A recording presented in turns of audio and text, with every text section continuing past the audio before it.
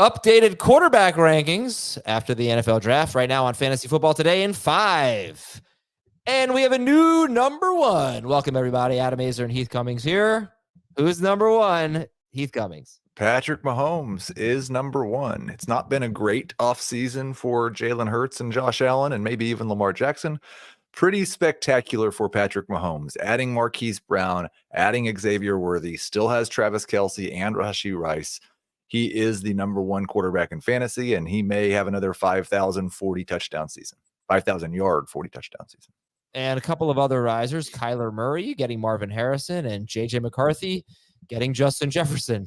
So where is Kyler Murray for you? Where's J.J. McCarthy?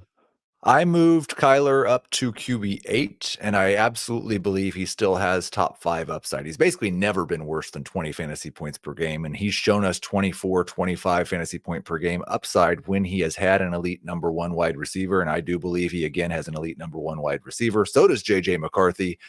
I was not super excited about him, but when you go to a situation with Kevin O'Connell and Justin Jefferson and Jordan Addison and eventually TJ Hawkinson, you're probably going to have a good time. He is my QB 21 for redraft and QB 3 in Dynasty ahead of Drake May.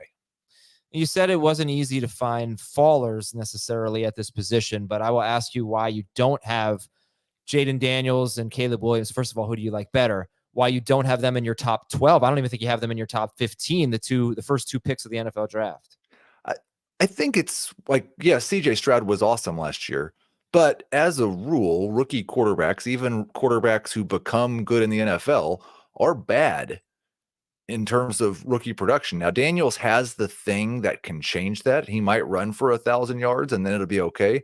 But even with all the great pass catchers, I wouldn't be surprised if Caleb Williams struggles a little bit at the beginning of the year.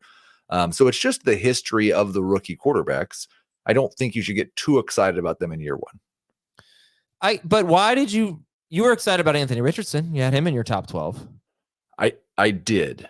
And I think people make that comparison between Daniels and Richardson, and it's a valid one.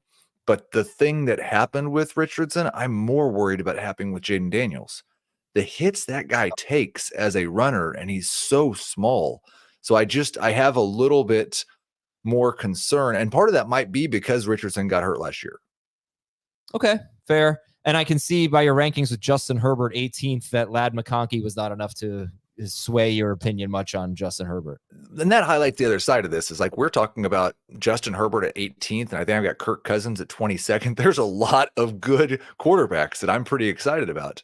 But yeah, I still think it's going to be a low volume attack for Herbert. McConkey makes things better, and I think McConkey could be good, but I still don't think Herbert's going to do enough to be a top 12 quarterback.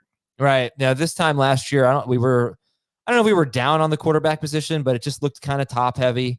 Last year was a surprising year with Jordan Love and Brock Purdy really busting out. And, it's like Tua's 11th now. And he was probably similar last year, but that was only because of injuries. Anyway, the quarterback landscape has changed quite a bit. I'm just looking here for any other talking points, but I think we can just wrap it up early here if we've said what we need to say. So Heath Cummings, thank you very much. Thank you all for watching and listening. We'll talk to you later this week on Fantasy Football Today in 5.